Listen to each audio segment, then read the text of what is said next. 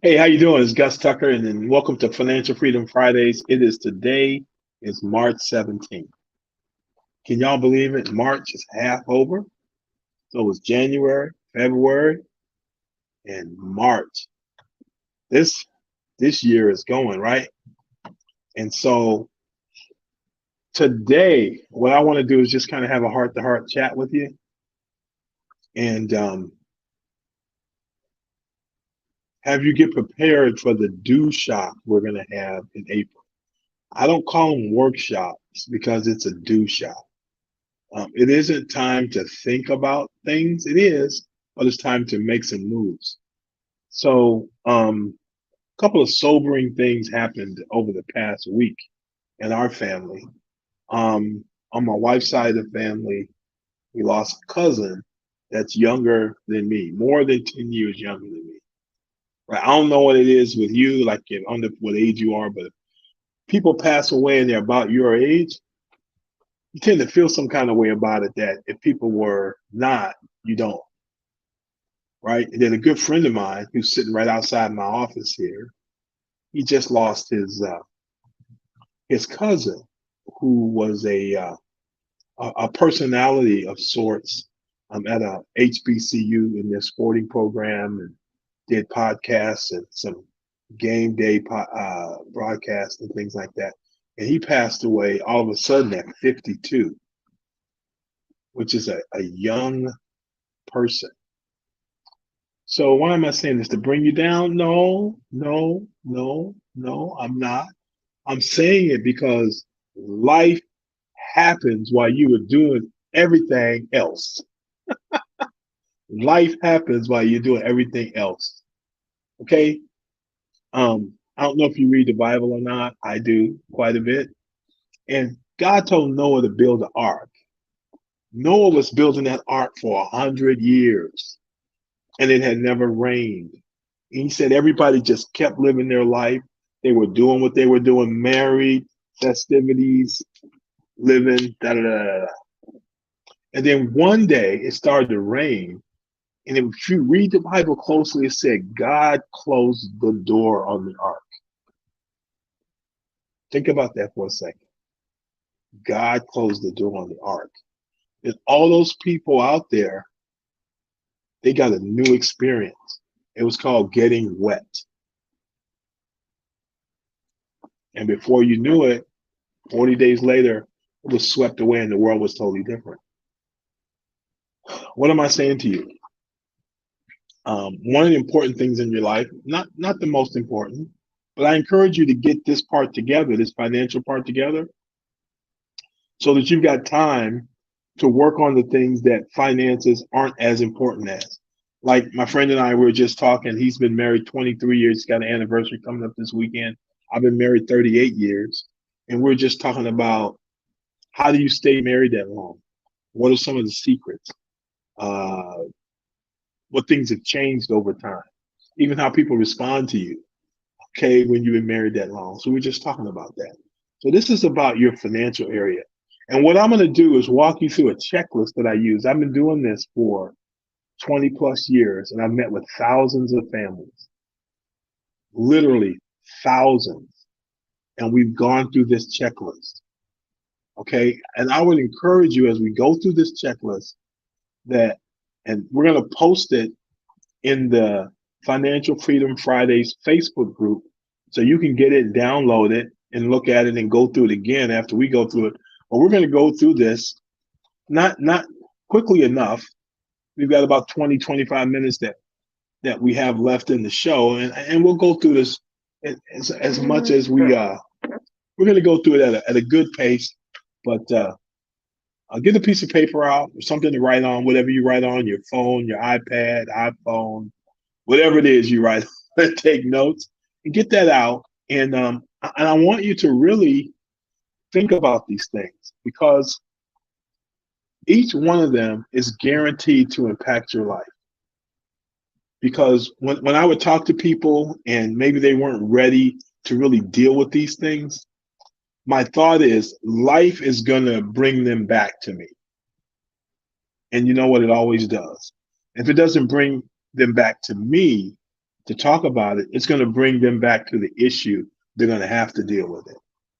Okay. So uh, the first one, we're just going to go through. The first thing is this. I think I can change this slide. I'm not sure. Yes, I can. There we go. So why are we doing this? To support y'all, Black Americans, African Americans, in applying the practical tools and understanding to gain financial independence and sustain it for multiple generations. I know you've heard this, blessed are the meek, for they shall inherit the earth. Well, that word meek means strength under pressure. It's like a horse that's been broken that now can be ridden by a rider. That horse is disciplined.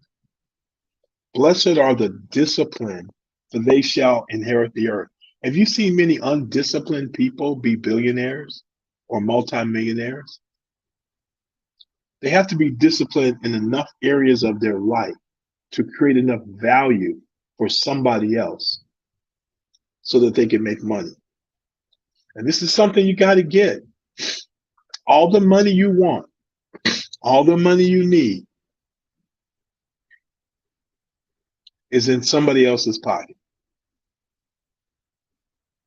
And to get it into your pocket, you've got to create value for them. In order to create value, you've got to do something. That's where the discipline comes in. Okay? And for those of you who are people of faith, we could get into a whole conversation about that and the kingdom of God and the principles and laws and things like that, that, be happy to have that personal discussion with you. But just suffice it to say, if you look at Matthew 5, blessed are the disciplined, for they shall inherit the earth. So one of the disciplines you have to have is managing your finances. There's two parts to this. It's making money and then managing your money. If you don't do both, you won't get to your goal. I sat down with a person this past week, 33 years old. They make over 150,000 a year. They're single. They've chosen to live with their sister. Okay, and they have an excess of $5,000 a month, close to $4,000 or $5,000 a month, after they pay all their bills that isn't accounted for. But we had to put some things in place to direct that money so this person could retire, because they were supporting other people in the family and doing this and doing that, but they weren't being disciplined. Okay, but now they've got some disciplines going on and they're excited about what their future is going to look like. Okay, so we as a people, especially, we need a strategy as a whole to change our economic position and political power in America so we can develop a sustainable economy. I'm with you, Janet. Since 1860, we continue to control less than between 1% and 2% of the U.S. wealth. That's horrible. What we're doing is not working. What we're doing is not working. We've got to work together and grow as a group. So, what principles or keys do we need to apply to experience what I like to think of as God's promised land? There exists a rest for the people of God, a promised land that we will experience if you apply yourself purposefully, forcefully, consistently in a direction that pleases God and also makes our world better off. Anything you do that's in the direction of pleasing God is going to make our world better off. It's going to create value for people. It's going to create money for you. So I, as one person, am proud to be a Black person in America. And the fact that I'm still here as a Black man at this age and this stage doing what we're doing is proof of the grace of God. And man, I'm excited about what's coming over the next 20, 25 years. So here's we go. We're going to have all through April, we're going to have what I'm calling a do shop, okay? Where you're going to prepare financially to develop a Black economy. Do you know that Black people in America, depending on what numbers you look at, have access to between 1.5 and $2 trillion with a T, 13 zeros, 13 zeros, trillion. And that if we would mobilize that money correctly, we can create wealth for every Black person in America if we'll do some basic things. And we're going to talk about those things here in a moment. And so I want you to get your paper out because it's a checklist. And I want you to really think about your financial situation and ask yourself, do I have answers to these things? Because this is what we're going to cover in this do shop. And we're going to work on your situation. So, questions to ask yourself, right? And then put a check on a piece of paper. Question number 1. I want to review my financial picture again. It's been more than blank months since the last time. When is the last time where you really sat down and you knew what all your income was after taxes, all your expenses were, what you were in debt for, how much and at what interest rates, what assets you owned, what your net worth was? When's the last time you reviewed that? Okay? Get your paper out. Answer that question. Okay? Never done this. Not a problem. Hit me on that email or that phone number and we'll get it done. I have a financial advisor, but I would like a second opinion. Anytime somebody's going in for a major medical situation, they usually, even if they've been with this doctor for a long time, they usually get a second opinion. They usually get a second opinion. Why? Because two sets of eyes on something, they might see it a little differently. They may have different backgrounds or concepts they're dealing with, and together they're usually more powerful than just one. So I'm not in competition with any other professional. Our goal is to help you hit your goal, not to sell something particularly or make a certain amount of money. I believe if you sow the right seeds, which is doing the right thing, you're going to end up with a harvest because somebody else has control of that harvest. Okay. I want to get a better handle on my zero-based budget. What does that mean? You start out with a white sheet of paper or a white Excel spreadsheet, and you start adding things into your budget one at a time, and you're scrutinizing every one of them. Do I really need it? Do I really need this? Do I really need to do this? Do I just have to do this? Do I really need to do? And you scrutinize everything. And if you're married, it's you and your partner. If you're not married, it's somebody who trusts you, who you trust, because there's a saying amongst attorneys. Attorneys say this, but I think it applies to everybody.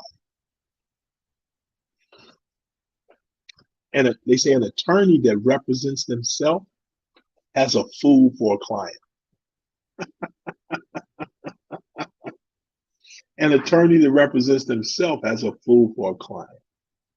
Because one of the things you're doing when you're hiring an attorney is you're hiring their perspective on your case.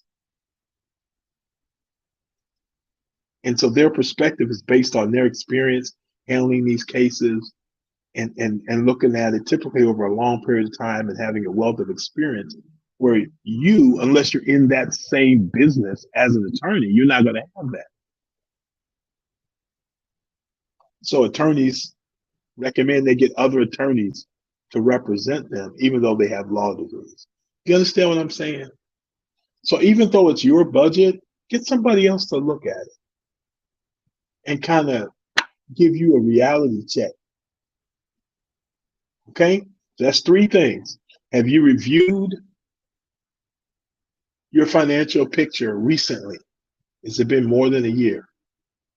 You have an advisor, but you'd like a second opinion, and you want to get a better hand on your budget. So, how many check marks you got now? That's three things. Okay. Number four, I want to develop some specific goals and strategies for my short, mid, and long time horizons. Short term, 1 year. I see I edited this bad, but 1 year. Short term, 0 to 1 year. There's some things you need to do in the next 12 months. You need to have money set aside for that. Then you got midterm, 1 to 5 years. And then long term, 5 years plus. The years, you can change the year, okay? But you should have those three things and time frames around them. And I would encourage you, depending, you're going to have multiple goals probably in these time frames, that you set up accounts, and we're going to talk about this in more detail. Set up accounts for each one of those goals so you know where you're at versus those goals. One of the problems is I see with a lot of people, they only have one account, one savings account or one checking account, or one of each, and the money's all mixed up in there for all these goals, and it gets them off track. Next one is I want to make sure I have the right amount and kind of life insurance. What? Life insurance? Man, check this out. Life insurance has been around since the 1300s, for almost 1,000 years, and still half of Americans don't have any. How many of you guys have seen a GoFundMe for somebody who passed away or got sick or in an accident, and they raise a GoFundMe? Usually the average is around 25,000 or less. How long is that going to help out some loved ones that lost a wage earner or somebody who lost their ability to go to work? How much is 25 grand going to help them? It's better than zero, but not better than leveraging a life insurance policy. You understand what I'm saying? And life insurance today is different than your father or grandfather's life insurance, because now there's death benefits. When you die, you get something, but they also have living benefits for life insurance that you don't have to die for you to see a benefit from. And I've had clients who had that, who've gotten an illness, a critical or chronic illness. Okay, some of them eventually died, some of them didn't, but they were able to use that money while they were alive. So think about having an umbrella over your head of $250,000 or $500,000 for pennies on the dollar to protect you from getting sick or in an accident. Okay, think about that. You want to develop some strategies, short, medium, and long term. So it's got time attached to it, money attached to it, and you got a strategy attached to making it happen. And you set up a bank account that you're going to push the money in. So what I'm asking is, do you have these on paper? Because my wife and I are going back through ours this weekend as we prepare for our taxes and stuff like that. We're going to take ourselves through this again, because we've got some goals by November of 24 that we want to hit. We want to start spending 4 or 5 months in another state that's warm, not in Chicago. And it's November of 24. That's it. It's happening. You understand? So there's 1, 2, 3, 4, 5 things. How many check marks you got? Who's got some check marks? And you're willing to send me a little message saying how many check marks you have. Let me know what's going on out there. This isn't the most interactive kind of venue, but use that chat, use those messages and comments. Give a brother a heads up on something. All right, let's go to the next one. I want to make sure I have the right amount and kind of life insurance. There's 2 basic kinds of life insurance, term and permanent. But you know there's multiple kinds of term insurance and there's multiple kinds of permanent insurance. And if you don't have somebody who's familiar with them on both sides and really takes the time to understand your situation, you might not have the right kind or the right amount. So are you 100% sure you have the right kind and the right amount? Or should you talk to somebody who's got your best interest at heart? Not just trying to sell you something, but trying to understand and diagnose what your needs are and then give you something that'll meet the needs. Does that make sense? Okay. How many of you guys have elderly parents? My wife and I, parents on both sides, have passed away, but either we've provided long-term care for two of them. Okay. What's long-term care? When people need help doing some of the basic things they need to do in life, getting dressed, moving around the house, fixing meals, being able to move themselves around outside, drive a car, go to a grocery store, basic things that you take for granted. As you get older, you may not be able to do those things. So how do they get done? Life insurance doesn't take care of it. Health insurance doesn't take care of it. It's a specific kind of insurance that takes care of it. It's called long-term care. And what do I know? Most people don't have it. All Medicare take care of it, yeah, in very specific situations. I just did the refresh on my long-term care insurance certificate just not too long ago. And while they keep upgrading Medicare, it only takes care of this in certain situations. So do you have someone who would take care of you free of charge if something happened to you? Now that's tough, right? Because family members, they love you, but their life plan was not to take care of you when you got old. So maybe you have to pay them or whatever, pay a caregiver. Are you set up for that? Come on now. I know some of y'all out there now. Let me hear something. Give me some feedback. Give me some comments now. Come on now. Don't leave me over here by myself.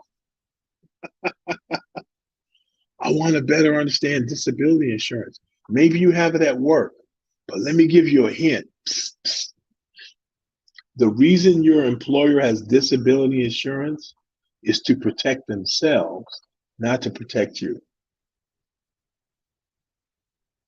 And I have clients who have that. The first person that told me that was a client. It's a very good friend of mine, and told me about a situation they were having with their employer, which was an obvious decision not to pay them a disability claim that was 100% legitimate.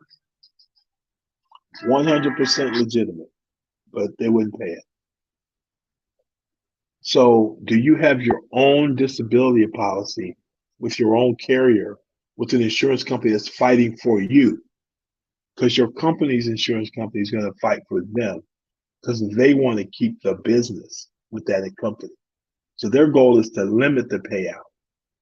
With the insurance that you have, they will be focused on getting you the best payout as possible. Had you ever thought about that? I don't know. I hadn't. Getting out of debt. Check this out, guys. American households are in debt $12 trillion. 12 trillion with a T. The whole US economy is only 14 trillion. During COVID, since 2019, the debt in US households has gone up $2 trillion. $2 trillion. Why? How many of y'all ordered out more?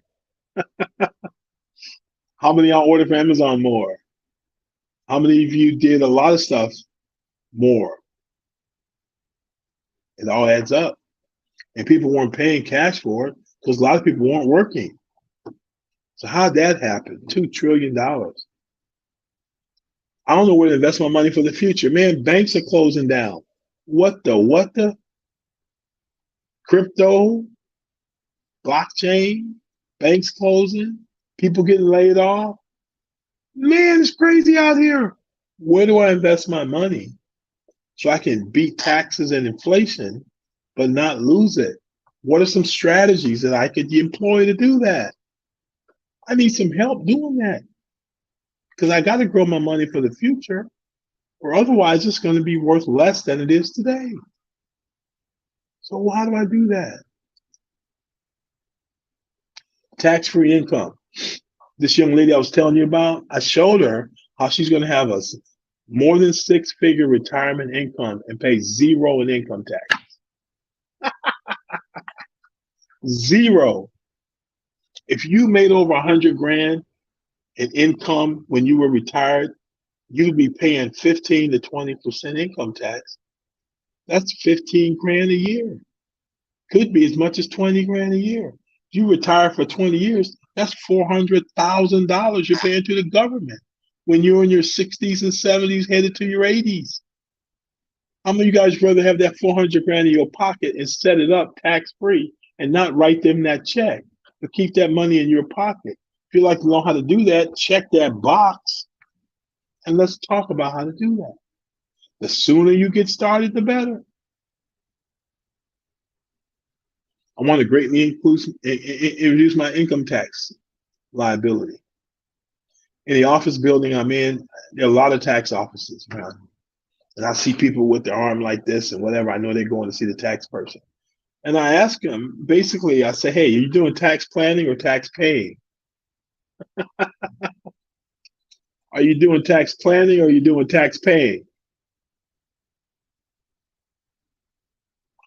Tax planners know how much tax they're going to pay already. You got an idea what your incomes are, where they're going to come from. The tax laws are on the books. You can plan 12 months in advance how much tax you want to pay and what you're going to do with your withholdings and all that kind of stuff. Are you doing tax planning or tax paying? How does life insurance make sense for saving, investing money, creating a family bank? We help people to do that. I'm sure you've heard about it. It goes by a lot of names: infinity banking, having your own bank, all this different kind of stuff. Yeah, we help people do that. How much money do I need for retirement? Where's it going to come from? There's only four places money can come from while you retire. There's only four. And you need to start planning in each four of those areas right now. You're not going to retire the way you want to without a plan. How do I create and provide multi-generational wealth for my family? What financial tools do I need to have in place? Okay. And what knowledge and understanding are my heirs going to need so they don't lose the wealth that I've created and built up for them? How do you do that? We can help you. Okay. Come to the do shop because that's what we're going to do. We're running out of time. But hey, how many of you guys got children, grandchildren, godchildren, nieces, nephews, somebody you want to help them with their college education or college or education beyond high school? Beyond high school. It doesn't have to be college, but some kind of education beyond high school. You want to help them with that. I was over my nephew. He wants to go to a certain law school. It's going to be 70 grand a year. He really wants to go there. Doesn't know if he's going to get all the money. What would it be like to be able to just write a check for that? I like to host an event like this do shop we're going to do for my family, a school group, a church group, some kind of group. Because I think they ought to know about this stuff and be dealing with it.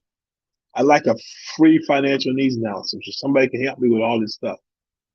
Hey man, life is a terminal disease. Nobody gets out alive. So you got to pay your way out of your this life. Is called a funeral. I see I put two N's in funeral. So how are you going to pay for those funeral expenses? What if you could play for them today and not have to deal with inflation? Because if you're not going to deal for 20 years of stuff, it's going to cost twice as much as it does today. What if you could prepare for it today and not have it grow in expense? How to get out of your student loan debt faster? Get your loans forgiven. How many need to make more money? If you could make 1, 2, 3, 4, 5 grand more a month, 10 grand a month, they would. But what if you could do that? We may be able to help you with that. Let us know.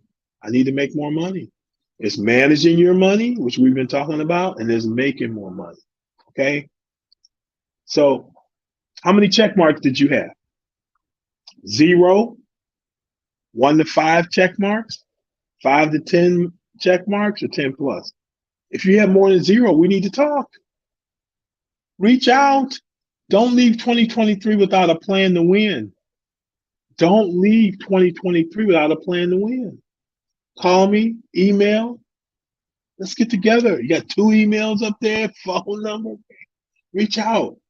Myself or somebody on our team can help you answer all these questions and have a plan so you can relax about money. You understand what I'm saying? Does that make sense? So what we want you to do is to win the money game. Okay? We want you and your family to win the money game. But it's not going to happen without a plan. Work with us to get that plan together. Okay? And get those boxes checked. Okay? Hey, that's all I got. You guys have a great rest of the weekend. Like the show, subscribe to it, share it with people, but most importantly, take action. Take action on these things because your life will be different. I'm trying to tell you, it will. All right? Y'all have a great weekend. See y'all next time. Financial Freedom Fridays. Gus Tucker, we out.